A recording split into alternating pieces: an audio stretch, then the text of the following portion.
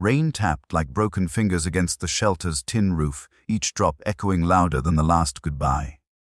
The dog's ribs rose and fell in uneven rhythms, her eyes fixed on the trembling bundle pressed against her chest. She knew. Everyone in the room felt it. The way her body curled around the puppy wasn't just maternal instinct, it was finality, a wordless plea in the language of love. The vet's gloves tightened. The assistants shifted uneasily. This was supposed to be routine, another abandoned animal, another end before another life could begin. But the sound of her low, cracked whimper cut through the sterile hum of machines, slicing the silence into raw, unbearable truth. And then came the moment no one expected. As she pressed her nose to her puppy's fur for what seemed the last time, the vet froze, staring at something that shouldn't have been possible. His voice shattered the ritual like glass breaking, hoarse, urgent, and alive. Everybody stop. The clinic smelled of bleach and resignation. Its white walls carried the faint yellowing of years, and the hum of fluorescent lights vibrated against the silence like a chorus of nerves stretched too tight. In the corner, the metal table gleamed under the harsh light, cold, sterile, indifferent. But what lay upon it was anything but indifferent. She was not a large dog. Her coat, once golden, had dulled into patches of wary beige, matted in places where weeks of neglect had pressed dirt into her skin. Her ribs showed through her sides, not as a mark of starvation alone, but as a map of how long she had carried the world without help. She curled herself tightly around a single puppy, the last of her litter, whose tiny body squirmed weakly against her chest. Every rise of her ribcage pressed the pup deeper into the shallow cavern of warmth she offered, as though her very heartbeat was the only rhythm holding it here. The staff moved slowly, cautiously, their voices lowered into muted fragments. "She knows," someone whispered, though no one answered. They all felt it. The mother's eyes carried the weight of inevitability. Not anger, not fear, just a knowing that hollowed the room. She licked the puppy's head with slow, deliberate strokes, her tongue trembling at its edges. The puppy squeaked once, sharp and frail, a sound so small it seemed swallowed by the sterile air before it could reach anyone's ears. But she heard it. Her ears twitched. Her entire body curved further, pulling the pup close as if preparing her final act. The vet prepared quietly, his gloves stretched with a snap that echoed louder than it should have. His movements were practiced, routine. He had done this countless times. Strays brought in too late, animals worn down by the slow violence of abandonment. Mercy was the word they used, but it never felt like mercy when he looked into eyes like hers.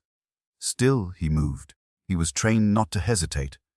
But the silence in the room thickened. Assistants shifted uneasily against the walls, their eyes darting to the mother dog's form as though waiting for her to break, to cry, to resist.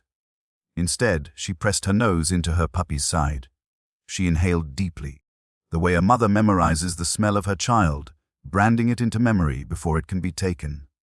Then she exhaled a long, low whimper, a sound so cracked it seemed to come from something deeper than flesh, like grief itself had been given a voice. For a moment, time fractured. The fluorescent hum seemed to fade.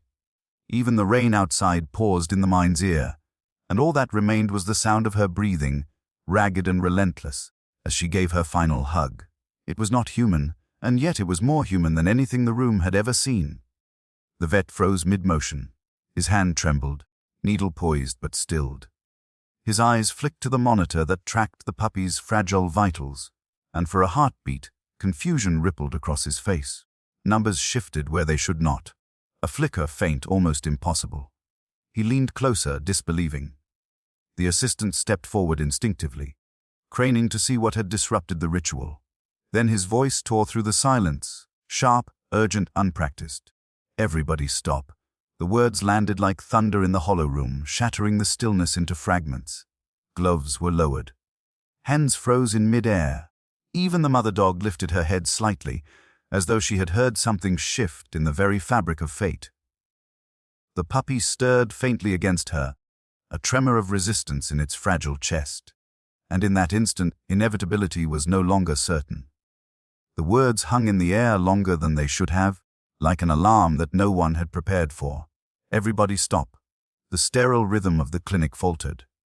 The assistants glanced at each other, searching for confirmation, as though unsure if they had really heard him. The vet's voice, usually calm and flat from years of routine, now carried the edge of something raw: panic, disbelief, or maybe awe. His gloved hand shook as he pointed at the monitor. The line that had been fading, sputtering like the last ember of a fire, now flickered steady enough to be seen. The puppy's heartbeat, fragile as tissue paper, was still there. Erratic, trembling, but there. A soft thud, uneven but undeniable. The vet leaned forward, pressing his stethoscope to the tiny chest, his movements clumsy now, urgent in a way that betrayed the carefully rehearsed calm of his profession. "It shouldn't," he muttered, half to himself, his voice breaking the professional barrier. He was a man who had learned to speak only in certainties, dosages, diagnoses, conclusions. Yet here he was, caught in the language of disbelief. She's still fighting." The mother dog's eyes followed him with a strange stillness, as though she had known all along. She did not flinch, did not release her hold. Her chest pressed tighter to the pup, her breath ragged but steadying in rhythm with the faint pulse beneath her. Her ears flicked back, her gaze anchored on every move of the humans around her. It was not trust. She did not know these people well enough for that, but it was something closer to command. A demand. A warning that she would not let go until they understood. The assistants, young enough to still carry their hearts on the outside, began to stir with nervous energy. One whispered, "What do we do?" But the words dissolved in the tension. Procedures had rules. Euthanasia was final. They did not halt midway, not for sentiment, not for second thoughts. Yet here, the weight of protocol felt suddenly absurd in the face of that tiny pulse, stubborn as a drum in the silence. The vet straightened, his face pale but his eyes alive in a way the staff had not seen in years. "Get me oxygen," he ordered, the tone sharper now. "No." His gloves tore against the straps of the mask as he fumbled it together, urgency replacing precision. An assistant sprinted for the tank, the clatter of hurried footsteps jarring in the heavy stillness. The mother dog shifted, her body tense as strange hands moved closer. Her nose pressed harder into her puppy's fur, her muscles coiled in a protective brace. A low growl rumbled faintly in her throat, not threat, but plea. The vet slowed, his hand hovering just inches away, lowering his voice to something near a whisper. "Easy, girl, I'm not taking her away. I'm trying." Something in his tone, the stripped-down honesty, the rawness of it, seemed to ease her. The growl faded. Her body loosened just enough for him to place the oxygen mask near the puppy's face. A hiss of air filled the space between them. The puppy twitched, its mouth opening in a desperate gasp that echoed louder than the storm outside. One gasp, then another. Weak, irregular, but alive. The room shifted then. You could feel it in the way shoulders straightened, in the way the assistants' breaths quickened. The heaviness cracked, giving way to something dangerous. Hope. One of them pressed a hand to her mouth, her eyes wet, whispering, "She's trying."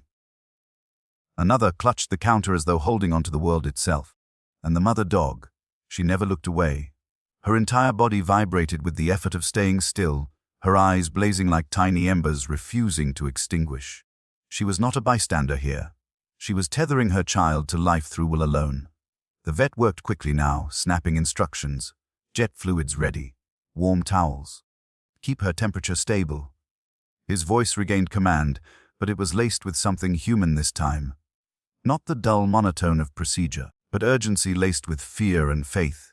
The assistants scrambled into motion, the room alive with clattering instruments and hurried footsteps. The monitor beeped again, steady this time, still faint but steady. A rhythm that should have been impossible was now undeniable. For the first time since stepping into the room, the vet looked directly at the mother dog. Their eyes locked in a silence heavy with acknowledgement. He had doubted. She had not. And beneath the fluorescent glare, as stormlight flickered against the clinic windows, the boundary between man and animal blurred into a single, undeniable truth: this life was not finished. The room transformed from a place of resignation into a battlefield. What had been silent walls and fluorescent hum now throbbed with urgency. Every second carried the weight of an ultimatum: survive or vanish. The vet hunched over the table. his hands trembling not from uncertainty but from speed. He stripped off one pair of gloves, snapped on another, and barked for supplies without lifting his gaze. Epinephrine, tiny dose. Heat lamps on, we need circulation, get that warming blanket now. His voice filled the sterile air, bouncing off steel counters and cabinet doors, turning the clinic into something closer to an emergency ward than a shelter's backroom. An assistant rushed in with towels fresh from the dryer, steam rising faintly as she pressed them against the puppy's body. Another fitted the smallest catheter they had, her hands shaking as the needle pricked fragile skin. The monitor stuttered with each beat, a sound that had once been a death knell but now became a battle cry. Every flicker of the line drew the team closer, binding them in the shared terror of watching life slip in and out of their grasp. The mother dog never moved far. She pressed herself as close as the humans would allow, her nose brushing the puppy's side, nostrils flaring with every rise and fall of the infant chest. Her eyes darted between the vet's hands and the machine, wide, unblinking, relentless. She was a sentinel, and every human in the room felt the weight of her watching. If the life slipped away, it would not be a protocol's failure. It would be their betrayal. The oxygen hissed in steady streams. The puppy's tiny ribs fluttered, collapsed, then lifted again, as though it were breathing in rhythm with the storm outside. Rain lashed harder against the windows, wind rattling panes, thunder trembling faintly through the building. Each crack of thunder seemed to mimic the desperate shocks in that tiny chest. The clinic itself became a storm. Metal clattering, hurried footsteps, clipped commands colliding in the air. Time lost its shape.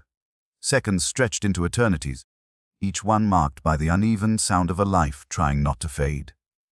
The vet's forehead glistened with sweat, dripping into the curve of his glasses, but he didn't stop. He whispered without realizing he was whispering, "Come on, little one. Come on." The words cracked, carrying more prayer than science, spoken by a man who had long buried prayer under the weight of his profession. The puppy gasped suddenly, a ragged intake that froze the room. Its limbs twitched, weak and erratic, but undeniable. One assistant cried out, then clamped her hand over her mouth to contain the sound. Another pressed her palms to her chest, as though to keep her own heart from leaping out. The vet steadied his breath, leaned closer, and adjusted the oxygen. But the fight wasn't over. The gasp faltered, the tiny chest slowing again. The monitors screamed warning, the beeps elongating into that dreaded flatness before flickering back. It was a cruel rhythm. Hope, then loss, then hope again. Each rise was a surge of adrenaline, each fall a plunge into despair. The mother dog responded with every shift. When the chest slowed, she whimpered low and guttural, pressing her muzzle against the pup as though breathing for it. When the monitor spiked again, she exhaled in long, shaking breaths, her whole body sagging with momentary relief.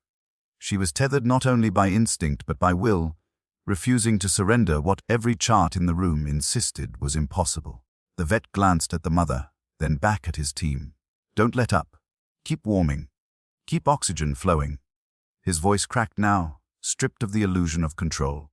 He wasn't commanding anymore, he was begging. The assistants knew it too. Their faces were pale, streaked with sweat, but their hands never stopped. Syringes measured out drops that seemed laughably small against the enormity of the moment. Towels rotated, damp ones replaced with dry, warm fabric wrapped again and again around the pup like layers of borrowed strength. Thunder roared overhead, rattling the ceiling. The lights flickered once, twice, as if even the storm outside demanded to bear witness. No one moved, no one blinked, until the hum steadied again and the fluorescent glare returned. In those seconds of half-darkness, the room felt less like a clinic and more like a cathedral, each gasp of the puppy like a hymn, each whimper of the mother like a prayer rising against the odds.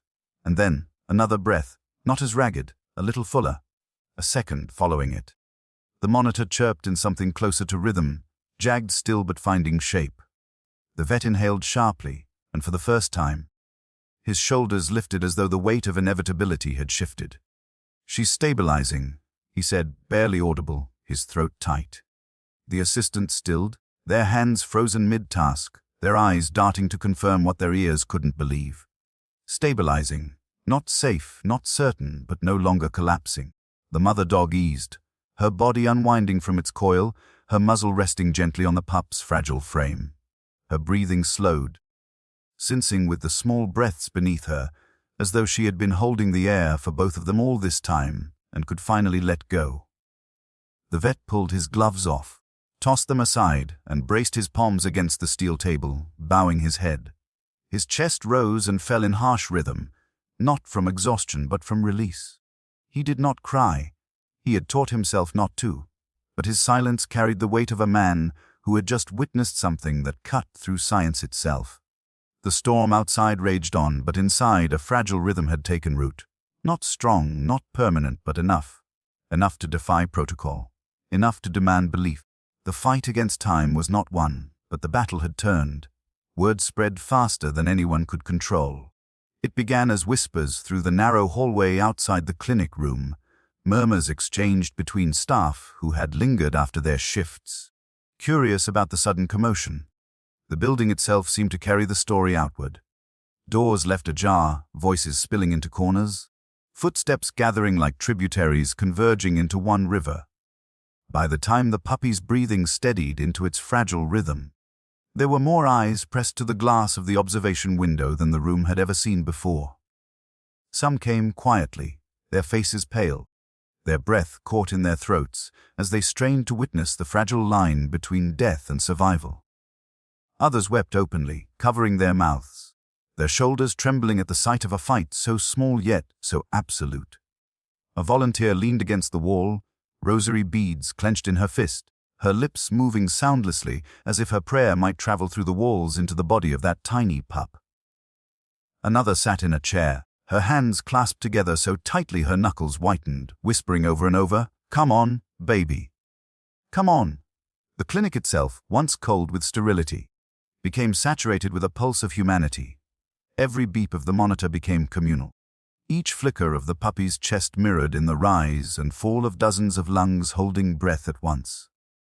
Hope had entered the room like floodwater, seeping under the door and filling every crack until even the most hardened staff member found themselves leaning forward, eyes glassy, hearts unwillingly tethered to that one fragile body. The mother dog remained the unmoving center of it all. She held her position curled around her pup, her eyes fierce and unblinking. The crowd outside might have seen her as an animal, but to those inside the room, she was something more. A figure holding court, commanding the presence of every soul who dared watch. Her muzzle rested against her puppy's ribs, her breath slow, steady, anchoring. Her gaze, when it flicked up toward the vet or the assistants, carried the weight of silent authority. You do not stop. You do not fail her. The storm outside intensified. Lightning clawing across the sky, thunder rattling the roof like an echo of the collective heartbeat gathered within. Each flash illuminated the onlookers' faces, wet with tears, lined with fear, but lit with something rawer than either. To witness survival clawing its way back from the edge was to be stripped bare, to be reminded of their own hidden fragilities. An older man, one of the clinic's janitors, stood at the back of the crowd, his mop still in his hand, forgotten.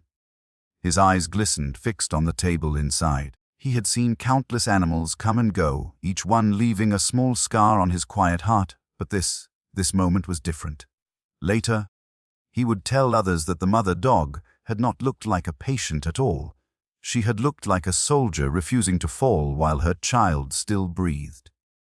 One assistant broke down, unable to keep her composure. She pressed herself against the counter, sobbing into her sleeves, the sound muffled but undeniable. Another volunteer wrapped an arm around her, whispering comfort. Yet the crying seemed to fit, seemed to belong in the strange sanctity that had formed. Tears, whispers, even trembling hands felt like offerings to the fragile miracle unfolding in the center of the room. The vet himself, usually a figure of stern control, could not mask the crack in his voice as he continued issuing commands. His tone wavered between clinical focus and something closer to reverence. Increase the oxygen a fraction. Keep the fluid steady. Don't let her cool. But beneath each instruction, the undercurrent was clear. Don't let her go. His hands moved with precision, yet his eyes betrayed something larger than medicine. An astonishment at the resilience of life, an unwillingness to accept the boundary between protocol and possibility. At one point, the puppy gave a sudden, stronger gasp, her tiny body arching as though seizing air she had been denied too long. A murmur rippled through the crowd, a wave of sound rising and breaking in a tide of disbelief. Some cried harder, others clasped their hands tighter, while one man simply whispered, "She's back." The words carried like gospel, repeated under breath, echoing in corners, embedding themselves into the marrow of the moment. It was more than a rescue now. It was witnessing. Each person in that room, each face behind the glass, became part of a shared memory they would carry like a scar. It was not just about the dog or the puppy. It was about all the moments they themselves had let hope slip away, all the times they had surrendered before the fight was finished. Watching the pup's chest rise again was like having their own breath returned to them, a reminder that life could defy even the sharpest edge of ending. And at the center of it all, the mother dog never moved. Her body trembled, her fur dampened by the heat of the lamps and the touch of countless towels, but her gaze remained fixed, unyielding. She had not begged, had not barked, had not pleaded. She had simply held on, refusing to release her child to the silence. And in that refusal, she had forced the world to stop, to look, to remember. By the time the storm began to ebb, when the thunder softened into distant rumbles, the crowd outside had grown silent, subdued not by despair but by awe. They had come to witness a moment of almost death, and instead they found themselves caught in the fragile bloom of survival. The flood was not in tears alone, nor in prayers whispered into clenched fists. The flood was in the recognition that they were no longer separate, human and animal, staff and stranger, science and faith. They were all tethered to one tiny pulse that refused to stop. And the rhythm of that pulse was no longer alone. It was echoed in every chest in the room, in every breath held too long and released only when the puppy's lungs rose again. The flood of witnessing had bound them all together in a moment no one would forget, a moment that demanded reverence like scripture written in breath and heartbeat. The storm broke in the early hours of morning. Rain slowed to a mist that streaked the windows, and pale gray light filtered through the blinds, softening the hard edges of the clinic. The fluorescent lamps still buzzed, but they seemed less harsh now, almost humbled in the presence of what had unfolded through the night. The room smelled of antiseptic and damp towels, but beneath it lingered something gentler, the faint warmth of life newly claimed back from silence. The puppy's breaths had steadied. Not perfect, not strong, but rhythmical enough to ease the frantic tension that had gripped the room. Each inhale no longer felt like the last. Each exhale carried not surrender, but promise. The vet, hunched and exhausted, finally allowed himself to lean back, his shoulders dropping as though gravity had finally released him. His glasses sat crooked on his nose, and his hands trembled faintly as he removed his gloves, but his face bore an expression neither his staff nor he himself had seen in years, quiet reverence. Around him, the assistants sagged against counters and walls, their eyes red from tears, their chests heaving with the kind of relief that feels heavier than fear. They had not spoken much since the rhythm stabilized. Words seemed too small, too clumsy for what they had borne witness to. Instead, they stood in silence, gazing at the fragile miracle before them. The mother dog, exhausted beyond measure, curled tighter around her puppy. Her ribs rose and fell with labored breath, her eyes heavy but unyielding. She pressed her muzzle against the pup's chest, her nostrils flaring as if to memorize the cadence of every inhale. She no longer trembled. She no longer whimpered. Her body, once taut with defiance, now softened into something else entirely. Relief, reunion, surrender to rest. She was no longer clinging to a goodbye. She was holding her child in hello. The vet reached forward once more, his hand steady but slow, hesitant to disturb what had become almost sacred. He brushed a warm towel closer around the pup, tucking it gently against the mother's side. For the first time, she did not stiffen. Her eyes met his briefly, and something passed between them, an unspoken acknowledgement that in this battle, she had been the true healer. He had supplied the tools, the oxygen, the injections. But she had supplied the will. Without her, there would have been nothing to fight for. The observers outside the glass had thinned as dawn arrived, but a few remained unwilling to step away. They watched in silence as the puppy squirmed faintly, its tiny paws twitching against the mother's fur. One volunteer pressed her hand to the window, tears streaming down her face.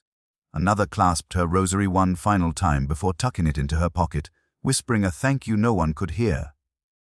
Time seemed to still again, but it was no longer heavy with inevitability. It was quiet, tender, filled with the fragile hum of survival. The clinic, once an ordinary backdrop of loss and mercy, had become a witness to defiance, and in that defiance something larger than rescue had bloomed. It wasn't just about saving a puppy. It was about remembering that love itself could alter the course of endings. The mother shifted, pressing her nose firmly into her puppy's side one last time, inhaling as though to draw the scent of her child into her bones. Her eyes closed, her body finally allowing itself to sink into rest. The pup stirred against her, wriggling closer, their two forms pressed so tightly together it became difficult to see where one ended and the other began. The vet whispered then, more to himself than to anyone else. She gave her everything, and it was enough. His voice cracked on the last word, but no one corrected him, no one added more. The silence that followed carried more weight than language ever could. Outside, the storm clouds parted just enough to let a blade of pale sunlight cut through the window. It stretched across the steel table, across the damp towels, across the fragile curve of the puppy's back.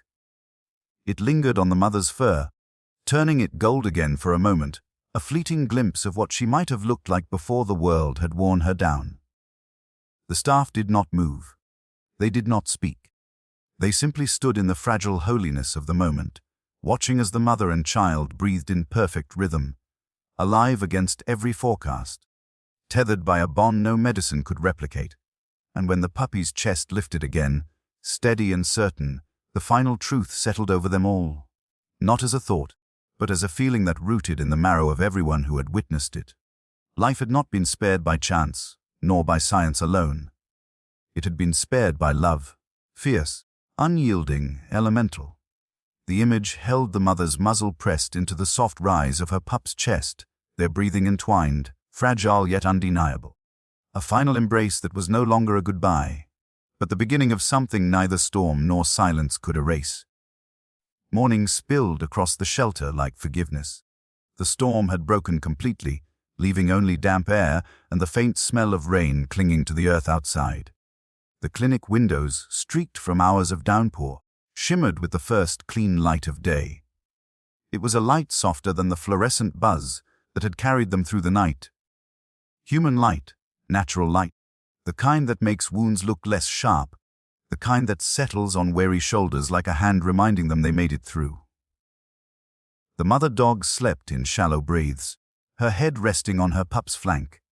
Her ears twitched occasionally as if testing the silence, but she never broke from her position. The puppy, once no more than a flicker between worlds, now breathed in small, steady gasps, each one a note in a fragile song. The rise and fall of her chest was barely visible beneath the folds of blanket, but the rhythm was unmistakable. For the first time, the room's tension shifted not around fear of loss, but the quiet hum of possibility. The staff had not left. Some sat slumped against walls, their scrubs wrinkled, their eyes heavy with exhaustion. Others leaned at the counter, nursing cups of stale coffee that tasted of burnt beans and relief. They did not speak much, and when they did, their voices were hushed, reverent. It was not the silence of despair anymore, but of awe, the kind of hush that fills old churches or hospital rooms after an impossible recovery. The vet stood apart, his hands gripping the edge of the steel table, his body curved as though still braced for collapse. He had watched countless lives slip away, had taught himself to treat mercy as routine, had grown calluses where empathy wants blood. Yet this had cracked him. His glasses sat low on his nose, his eyes red not from tears but from a fatigue deeper than sleep could cure. Still, he did not move. He watched the mother dog and her pup as though afraid to blink and find it undone. At some point, an assistant slipped outside, returning with a camera. No one protested. No one suggested professionalism or rules. They simply watched as she crouched near the table, snapping photographs in silence. The click of the shutter punctuated the stillness, etching the moment into permanence. Later, those images would be passed around the clinic, shared with volunteers, posted on bulletin boards and online pages. They would carry the weight of proof that a mother's love had altered fate, that a heartbeat thought gone had been coaxed back by will, by care, by something medicine alone could not explain. As dawn widened, the shelter staff from the night shift traded with the morning crew. Fresh faces stepped inside, their eyes catching on the strange tableau. The mother curled around her living pup, the exhausted vet, the tear-streaked assistants. The story had already reached them in fragments, carried in whispers through the hallways. She stopped the needle. The heartbeat returned. They fought all night, but seeing it firsthand was different. It was not myth, not exaggeration. It was fur against fur, rib against rib, breath meeting breath. Hours passed like minutes.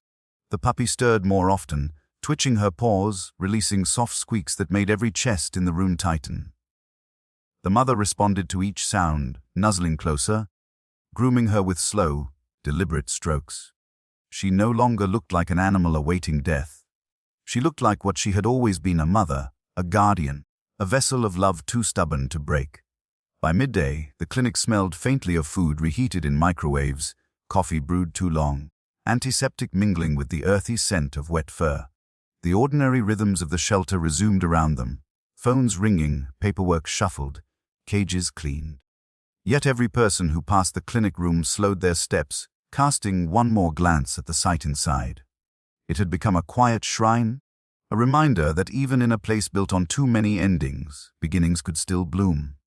The vet finally stepped back, pressing his palms against his face. He exhaled a sound that was not quite a laugh, not quite a sob. Just the release of someone who had carried too much for too long. She wasn't ready, he muttered, more to himself than anyone else. She wasn't going to let us decide. His assistants glanced at him but said nothing. They knew he wasn't wrong. In the afternoon, the storm cleared completely. Blue sky broke open above the shelter, sunlight pouring in wide, golden streams. It struck the table, warming the steel until it shimmered, bathing mother and pup in a glow that made their fur gleam. The puppy blinked in the light, squinting for the first time at a world she had almost never seen. The mother's head lifted slowly, her eyes half-lidded but glowing as she nudged her pup closer, shielding her from the brightness. One by one, the staff drifted out, leaving only the vet and the dogs in the room. He pulled a chair closer, lowering himself heavily into it. For the first time, he allowed himself to rest, his hands folded, his breathing slowing to match theirs. He did not speak, he simply sat bearing witness. When evening came, the shelter quieted again. The day's work ended, cages latched, lights dimmed in the outer hallways. But inside that room, life pulsed steady, undeniable. The puppy suckled faintly, her strength returning in small increments. The mother sighed, her body easing into the warmth of the blankets, her eyes drifting closed. The vet rose finally, his knees aching, and turned off the harsh fluorescent overheads. The room fell into the gentler glow of a single lamp in the corner, casting shadows long and soft across the walls. He paused at the doorway, glancing back one last time. The sight froze him in place, the mother's muzzle resting against her pup. Their bodies pressed so close their breathing seemed one. He whispered into the quiet, though no one was there to hear it. "Hold on. Just keep holding on." Then he stepped out, letting the door close gently behind him. Inside, the rhythm of breath continued, steady as a prayer, fragile as glass, strong as love. And in that quiet, the story resolved, not with an ending, but with the image of survival itself, a mother and her child in a final embrace that was no longer final, but eternal.